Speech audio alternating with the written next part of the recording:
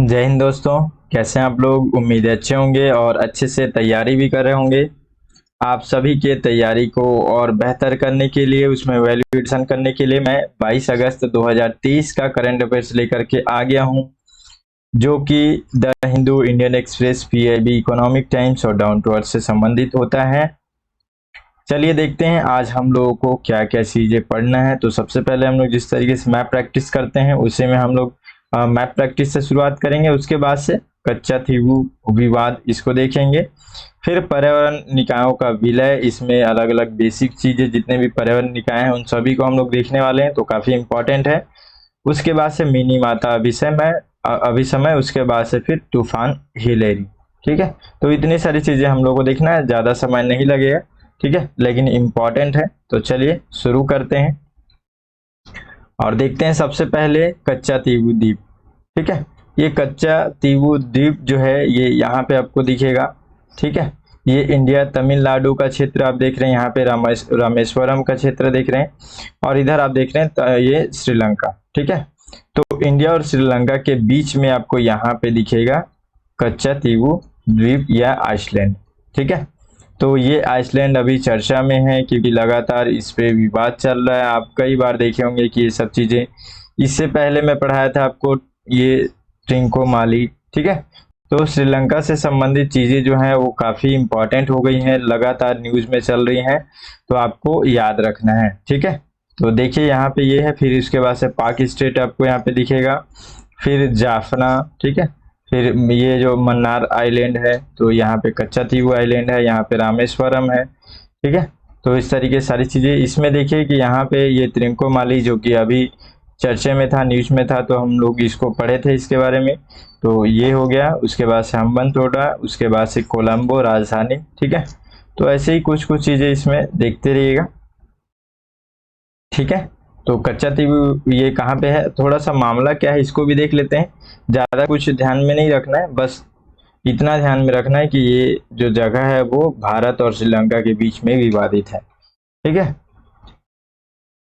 क्योंकि यहाँ से प्रश्न प्रीलिम्स के लिए बनता है, प्लस मेंस के लिए तो मैं आपको संबंध वगैरह सारी चीजें पढ़ा दिया हूँ, तो विवाद में आप इसको भी उसमें जोड़ सकते हैं। ठीक है, तो देखिए श्रीलंका इस आधार पर जो ये कच्चा तीवू द्वीप है उसके बारे में, कि श्रीलंका इस आधार पर कच्चा तीवू द्वीप पर नियंत्रण का दावा करता है कि ये जो द्वीप है वो 1505 से लेकर के 1658 ईस्वी तक पुर्तगालियों के शासन के अधीन था। तो इस तरीके से वो सोचता है कि जो ये द्वीप है वो भी उसी के अधीन अंतर्गत आएगा। ठीक है, तो ये सब डेट वगैरह कुछ याद करने की जरूरत नहीं है, बस थोड़ा सा मैं इसलिए पढ़ा रहा हूँ ताकि थोड़ा विस्तार से पढ़ेंगे तो ये थोड़ा याद रहेगा कच्चा द्वीप जो है। और अब अगर कुछ मेंस में ऐसा कुछ मामला आ गया तो आप थोड़ा बहुत लिख सकते हैं। ठीक है, और भारत ये दावा करता है यहाँ पे कि जो ये जो द्वीप है यहाँ पे रामानंद, ठीक है, ये रामनाथ रामनाथ के पूर्व राजा का है ये। ठीक है, जो तमिलनाडु क्षेत्र में थे, क्योंकि यह उनकी जमीन का एक हिस्सा था। इस टापू का उपयोग लंबे समय से दोनों देशों के लोगों के द्वारा यहाँ पे मछली पकड़ने के लिए किया जाता रहा है। तो हम लोग को भारत का ये कहना है कि तमिलनाडु के क्षेत्र में, मतलब तमिलनाडु जो अभी राज्य है उसके अंतर्गत जो वो राजा थे ये रामनाथ। ठीक है, तो रामनाथ के पूर्व राजा का ये जमीन था, ये जगह था। ठीक है, आइलैंड था। तो हम लोग ये दावा करते हैं, और ये लोग पुर्तगालियों के शासन के आधार पर ये लोग दावा करते हैं। ठीक है, तो यही बीच में थोड़ा सा मामला है इसका, ज्यादा कुछ हम लोग ध्यान नहीं रखना। सबसे ज्यादा मैप इंपॉर्टेंट था तो हम लोग उसको देख लिए। ठीक है, उसके बाद से फिर ये मेन जरूरत क्यों है, तो सबसे खास चीज है, आप देखे होंगे लगातार तमिलनाडु और श्रीलंका के बीच में जो संघर्ष चलता है मछली पकड़ने के कारण से, मछुआरों के कारण से ही चलता है। तो मेन विवाद जो है वही चीजें हैं, मेन उसी के कारण से हो रहा है। क्योंकि देखिए वो जगह आप देख रहे हैं कि आप देखेंगे कि इधर इंडिया है, तो आप यहाँ पे श्रीलंका देख रहे हैं। ठीक है, तो आप देखेंगे कि जो यहाँ पे आपको दिखेगा ये कच्चा तीवू द्वीप।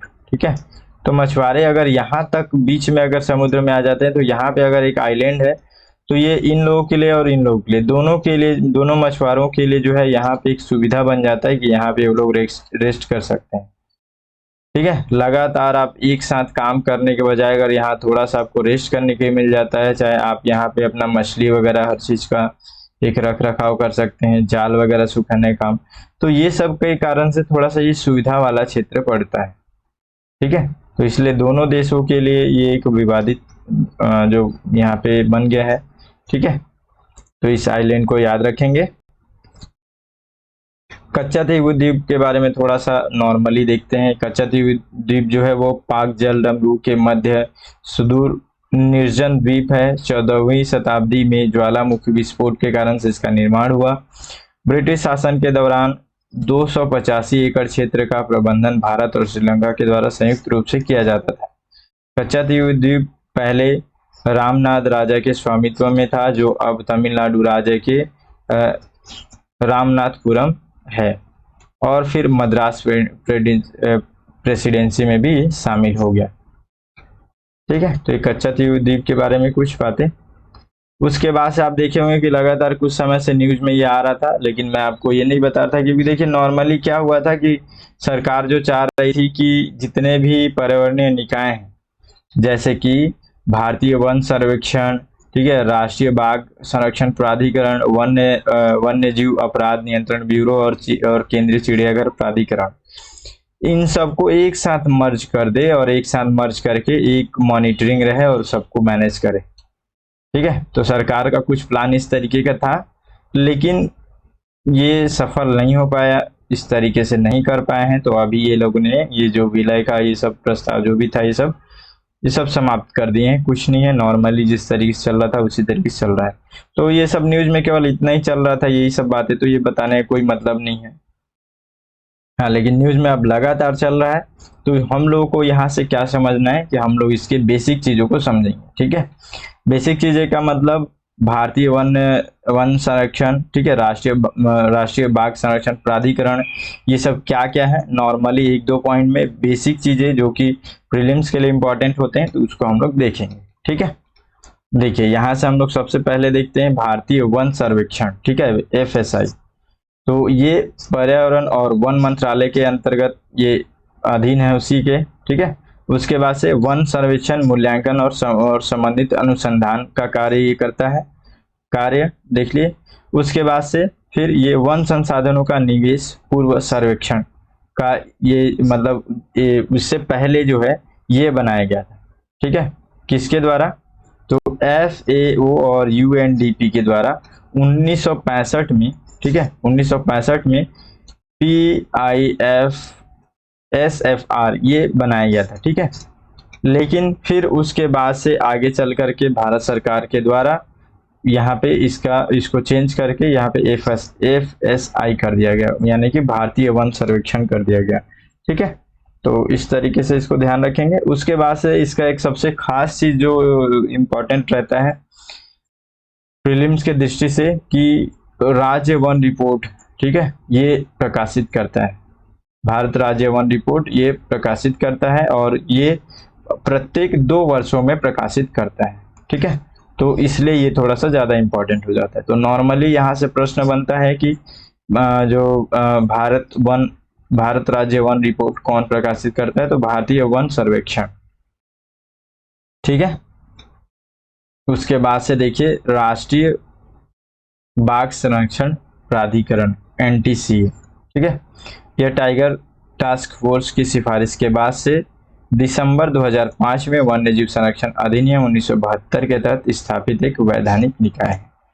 ठीक है, और ये जो है प्रोजेक्ट टाइगर और भारत के टाइगर रिजर्व के प्रबंधन के लिए भी जिम्मेदार है। और ये केंद्रीय पर्यावरण मंत्री जो होते हैं वो NTCA के अध्यक्ष होते हैं। ठीक है, और राज्य पर्यावरण मंत्री जो होते हैं इसके उपाध्यक्ष होते हैं।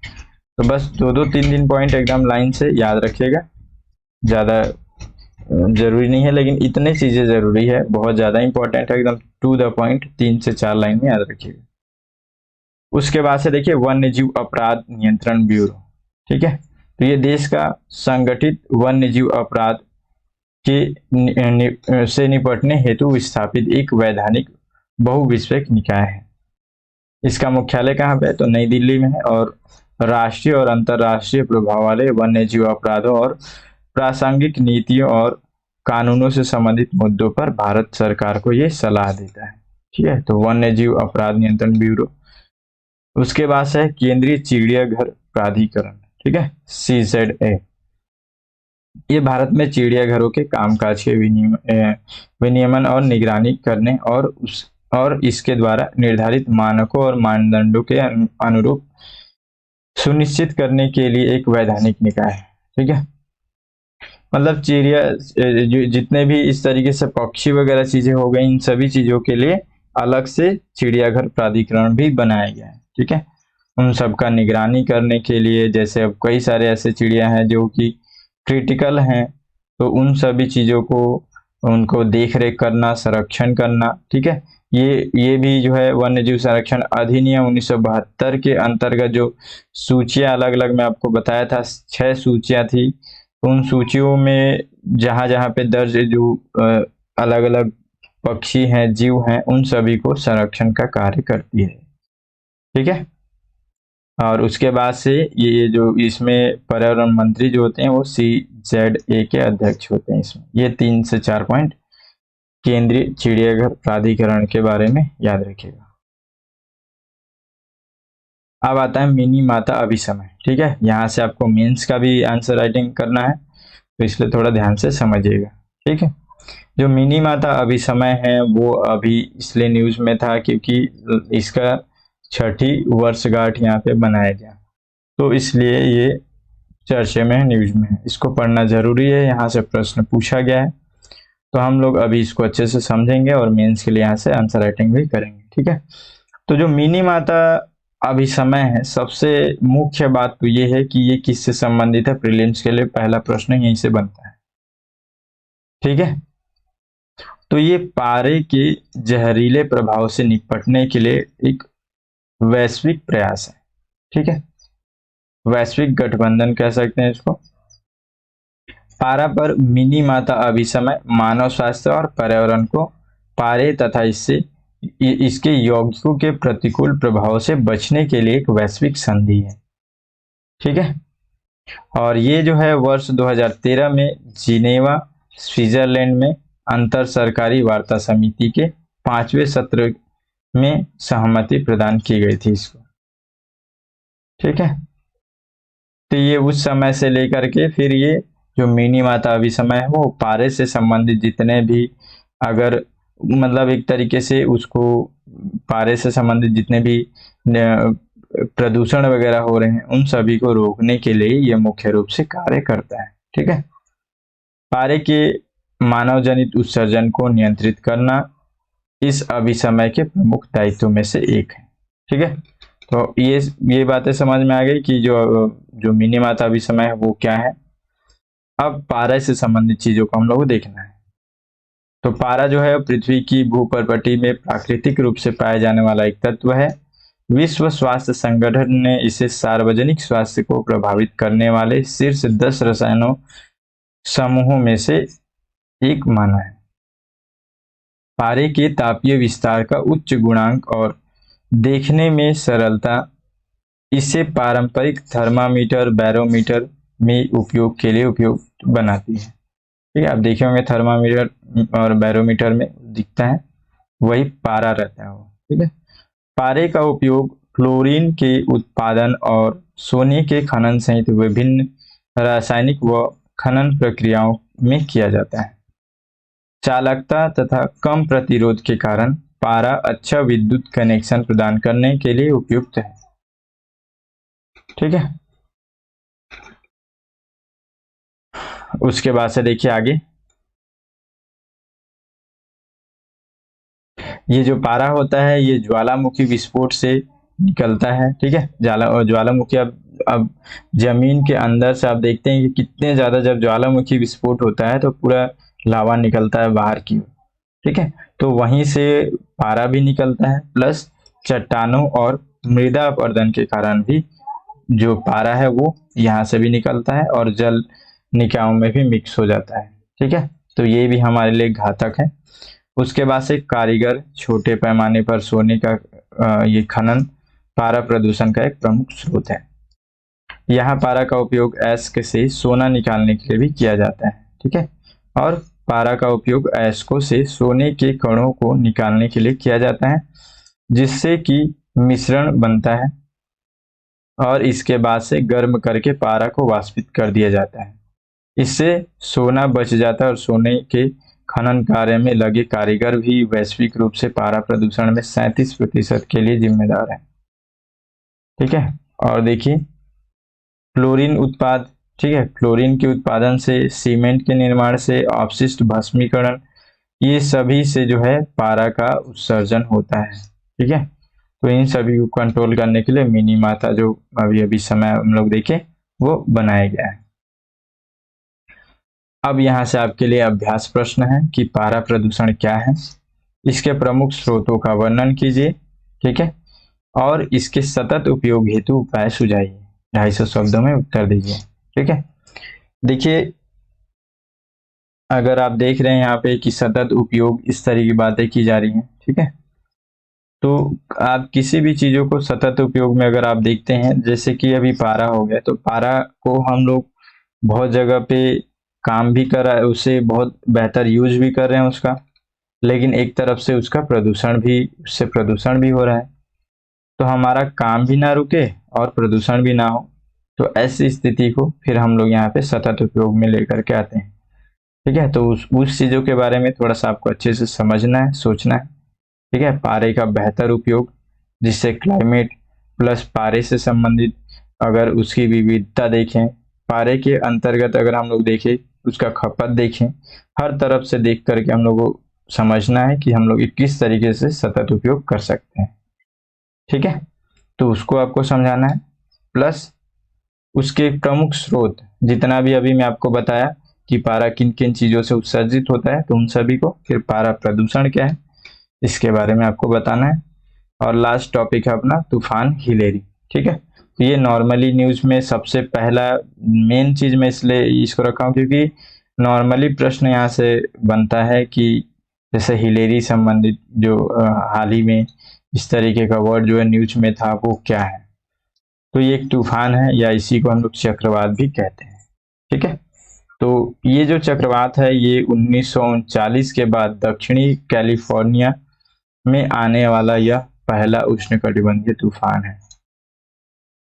तो मैं आपको कैलिफोर्निया कल के डेट में भी मैं आपको जो मैप पढ़ाया था, मैप दिखाया था, ठीक है, वहीं पे आप अगर ध्यान दिए होंगे तो आपको दिखा होगा, जब मैं आपको उत्तरी अमेरिका वाला क्षेत्र पढ़ा था। ठीक है, कैरेबियन सी वगैरह पढ़ा था, दक्षिणी अमेरिका के बीच में दक्षिणी अमेरिका और उत्तरी अमेरिका के मध्य में आप देखे होंगे कैलिफोर्निया। ठीक है, तो आप ये जो तूफान है हिलेरी तूफान या चक्रवात इसको कहते हैं, ये उसी क्षेत्र में की बात की जा रही है। ठीक है, और ये एक तरीके से उष्णकटिबंधीय तूफान है।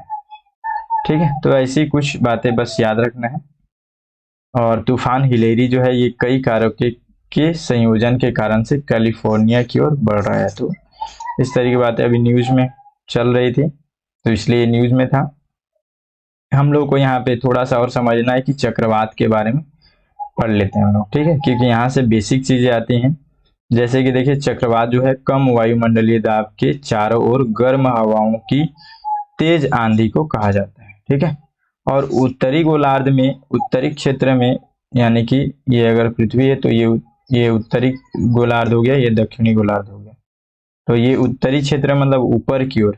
ठीक है, तो ये चक्रवात की घड़ी की सुई की विपरीत दिशा में होता है। ये चक्रवात अगर ये इस क्षेत्र में आ रहा है तो घड़ी के विपरीत दिशा में होगा, जबकि दक्षिणी गोलार्ध में घड़ी यानी कि सुइयों की दिशा में चलते हैं। ठीक है, और उत्तरी गोलार्ध में इसे हरिकेन, टाइफून, ठीक है, आदि नामों से भी जाना जाता है। और हिंद महासागर में, यदि हमारे तरफ जो है हिंद महासागर के क्षेत्र में अगर किसी प्रकार का चक्रवात आता है तो वहां पे 8 देश एक साथ मिल करके चक्रवातों का नाम रखते हैं। तो यहाँ से प्रश्न पूछा गया है मेंस और प्रीलिम्स में। ठीक है, तो इन देशों का नाम याद रखिएगा, Bangladesh, Bharat, Maldives, Myanmar, Oman, Pakistan, Sri Lanka, Thailand. ठीक है, तो ये लोग मिल करके चक्रवात का नाम रखते हैं। ठीक है, तो ये कुछ बातें थी इसमें, इन सभी को ध्यान रखेंगे। आज के लिए इतना ही, मिलते हैं फिर अगले वीडियो में, तब तक के लिए जय हिंद।